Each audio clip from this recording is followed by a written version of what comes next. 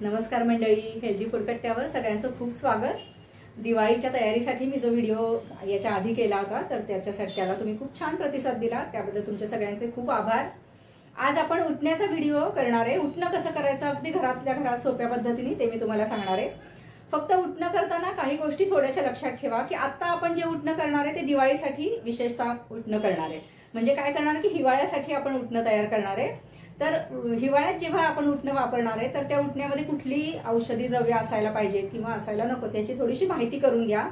जसं बेससाठी उठण्याच्या बेससाठी बऱ्याच वेळेला मुलतानी माती वापरतात, पण मुलतानी मातीमुळे स्किन खूप ड्राय होते आपली। विशेषतः हिवाळ्यामध्ये मुलतानी मातीची गरज नसते किंवा मुलतानी माती वापरूच नये। अगदीच ज्यांची कुणाची एक्स्ट्रा जर ऑइली त्वचा असेल तर त्यांनी थोडीशी मुलतानी माती त्याच्यामध्ये वापरा, नाहीतर काय होईल त्या उठण्यामुळे आपली त्वचा कोरडी पडेल। तर मुलतानी माती न वापरता मी असं म्हणेन की दिवाळीचं जे आपण उठणं करणार आहे तर त्याच्यामध्ये मुलतानी माती वापरायची गरज नाहीये। त्यानंतर मी जेव्हा काष्ठौषधीच्या दुकानात गेले तर तिथे जवळजवळ उठण्यासाठी मला काही पावडरी पाहिजेत म्हटल्यावर त्यांनी जवळजवळ 31 प्रकारच्या पुड्या माझ्या समोर टाकल्या। पण आणि मग मला जरा संभ्रम पडला की आता ह्याच्यातले आपण किती वापरायच्या, कुठल्या वापरायच्या वगैरे। तर थोडासा विचार केल्यावर असं लक्षात आलं की त्याच्यामधल्या काही ज्या पावडर आहे, मी जसं आता मुलतानी माती सांगितलं किंवा संत्र्याची पावडर पण त्यांनी सांगितली होती, तर संत्र्याच्या पावडरीमध्ये व्हिटॅमिन सी असतं, आपल्याला माहिती आहे त्वचेसाठी ते खूप उपयोगी असते। पण संत्र्याचे जसं संत्र्याचे गुणधर्म आहेत तसंच आवळ्याची पावडर वापरून पण आपण तेच फायदे त्याच्यातनं मिळवू शकतो। म्हणजे याच्यापैकी म्हणजे मला काय म्हणायचं की या दोन्हीपैकी एक पावडर जरी आपण एका वेळेला वापरली तरी सुद्धा चालेल।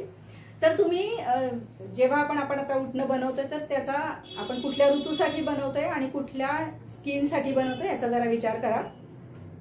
तर असे एक खूप सगळे एवढे 20-25 प्रकार न वापरता अगदी एक 7 ते 8 प्रकारच्या पावडर वापरून मी उठणं बनवून दाखवले। आता ते किती प्रमाणात घेतलं ते मी तुम्हाला सांगते, पण हेच उठणं वापरून आपण ह्याच्यामध्ये थोडा बदल करू शकतो। म्हणजे ह्याच्यामध्ये थोडंसं बदाम एखादा उगाळून थोडीशी पावडर घेऊन एखाद्या वेळेला बदाम उगाळून घालू शकतो, म्हणजे त्याच्यामध्ये आणखीन त्याचे औषधी गुणधर्म ऍड होतील बदामाचे, म्हणजे स्किनसाठी आपल्याला जे आवश्यक असतात ते।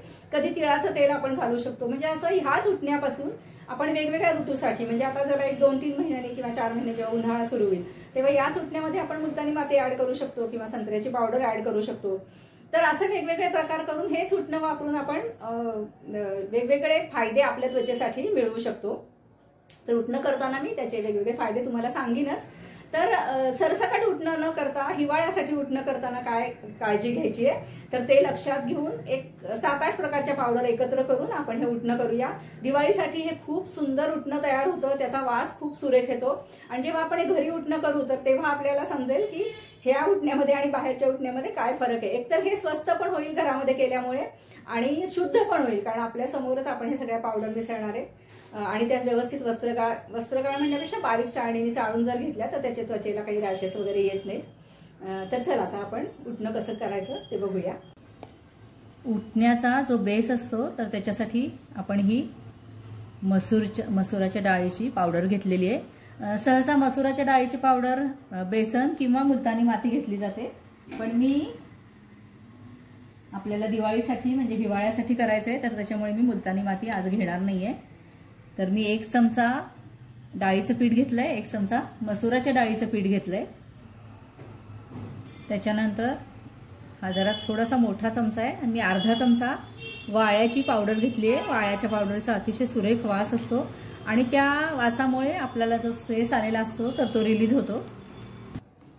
त्याच्यानंतर कचरा पावडर घेतली, कचोरा पावडर असं म्हणतात त्याला, याचा फार सुरेख वास असतो।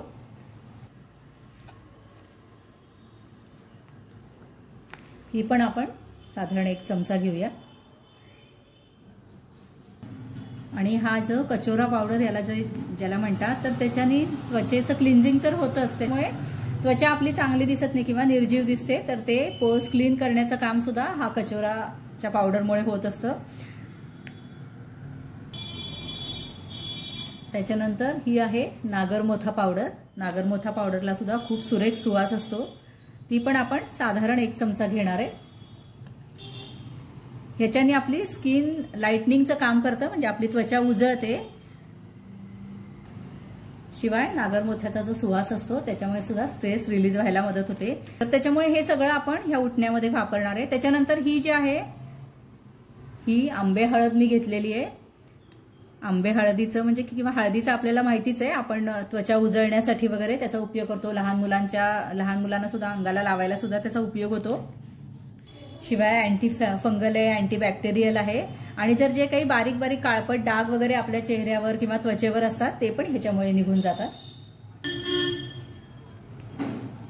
ही आहे अनंत मूळ पावडर. ही पण आपल्या उठण्यामध्ये जरूर असायला पाहिजे. याच्यामुळे काय होतं, काही काहींना घामांच्या दुर्गंधीचा एक सवय असते किंवा टेंडन्सी असते, तर ती ह्याच्यामुळे जाते आणि त्वचेचं रक्ताभिसरण सुधारतं. त्याच्यामुळे आपोआपच त्वचा आपली जास्त आरोग्यदायी होते.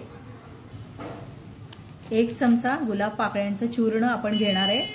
ह्याच्यामुळे सुद्धा त्वचा आपली छान उजळते, एक छान वास येतो. त्यानंतर आपण घेतोय 1 चमचा रिठ्याची पावडर. रिठ्यामुळे काय होतं, आपली त्वचा छान स्वच्छ होते. आपल्याला जी साबणाची सवय असते तर ह्याच्यामध्ये साबणाचे गुणधर्म असतात, त्याच्यामुळे ह्याच्याबरोबर रिठ्याची पावडर घातली की त्याचा थोडासा फेस होतो आणि आपली त्वचा छान स्वच्छ होते. त्यानंतर आपण घेऊया 1 चमचा भरून चंदनाची पावडर. छान वस्त्रगाळ पाहिजेत ह्या सगळ्या पावडर, म्हणजे मग आपल्याला स्क्रॅचेस वगैरे येत नाहीत स्किनवर. चंदनाच्या पावडरचे गुणधर्म तर आपल्याला सगळ्यांना माहितीच आहे. सनबर्न वगैरे असलं की आपल्याला त्याचा उपयोग होतो. काळपट पडलेली जी असते उन्हाने त्वचा ती याच्यामुळे उजळते. आपल्याला रिंकल्स असतील, पिंपल्स असतील, अँटी एजिंग प्रॉपर्टीज याच्यामध्ये असतात. आपण जर याचा नुसता जरी चंदनाच्या पावडरचा फेस पॅक केला आणि आपल्या गळ्यावर, मानेवर, चेहऱ्यावर लावून ठेवला आणि एक 10 मिनिटांनी धुवून टाकला चेहरा, तर आपल्याला त्वचा छान अशी आवळल्यासारखी आपल्याला जाणवते. त्याच्यामुळे आता ह्या सगळ्या पावडर आपण वापरू शकतो. मी जसं आधी सांगितलं तसं याच्यामध्ये आपण अजून बऱ्याच पावडर सुद्धा ऍड करू शकतो, पण सध्या एवढं पुरेसं आहे दिवाळीच्या उठण्यासाठी. आता हे सगळं मी मिक्सरमध्ये थोडंसं बारीक करून घेते. त्याच्यानंतर हे छान चाळून घ्यायचं. तर हे मी एकदा मिक्सरमध्ये फिरवून बारीक चाळणीने व्यवस्थित चाळून घेतलेलं आहे. मला आठवतं आमच्या लहानपणी शिकेकाई आम्हाला उकळून दिली जायची केस धुवायला आणि वरच्या शिकेकाईच्या पाण्याने केस धुवायचे आणि खाली जो चोथा राहायचा तर त्याच्यानी तो अंगाला लावायचा. त्याचा खूप छान सुवास यायचा. अगदी त्वचा अशी छान मऊ झालेली असायची. तेच काम हे उठणं करतं. त्याच्यामुळे हे उठणं आपल्याला या दिवाळीमध्ये नक्की करायचंय. तुम्ही सगळ्यांनी हे उठणं करून बघा आणि तुम्हाला जर आवडलं तर मला नक्की कमेंट करून सांगा. मी जसं तुम्हाला आधी सांगितलं तसं याच्यामध्ये आपण एखाद्या वेळेस मध मिसळून लावू शकतो किंवा एखाद्या वेळेला बदाम एखादा उगाळून लावू शकतो. जेव्हा उन्हाळ्याचे दिवस असतील तेव्हा थोडंसं आंबट असलेलं दही ह्याच्यामध्ये घालून आपण जेव्हा त्वचेला लावतो सगळीकडं तर तेव्हा त्याचा छान फायदा होतो उन्हाळ्यासाठी.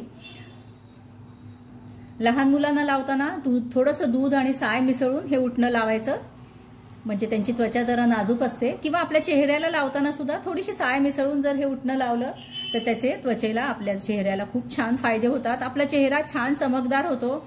गोरा असं मी म्हणणार नाही. ह्याच्या सगळ्या पावडर आहेत तर याच्यामुळे आपली जी त्वचा आहे ती उजळते, गोरी होते असं मी म्हणणार नाही. पण जेव्हा त्वचा उजळते तेव्हा ती खूप छान दिसते. नैसर्गिक ग्लो जेव्हा येतो तर तेव्हा तो आपला चेहरा खूप उजळून छान दिसत असतो. तर मंडळी, या दिवाळीला उठणं विकत आणू नका. असं घरातल्या घरात छान उठणं तयार करा. आणि जर व्हिडिओ आवडला असेल तर लाईक, शेअर आणि सबस्क्राईब करायला विसरू नका. आणि मला कमेंट करून सांगा हे उठणं तुम्हाला कसं वाटलं ते. धन्यवाद.